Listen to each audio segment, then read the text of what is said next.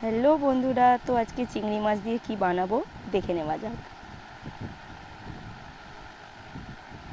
কড়াইতে সর্ষের তেল, ফোড়নের জন্য 5 ফোড়ন ও শুকনো লঙ্কা দিয়ে আলুটাকে দিয়ে সামান্য পরিমাণ লবণ আর হলুদ দিয়ে সাথে গুঁড়ো মশলা দিয়ে ভালোভাবে নাড়াচাড়া করে নেব। জিরে গুঁড়ো, ধনে গুঁড়ো, লঙ্কা গুঁড়ো। তারপরে আসছে লাউ।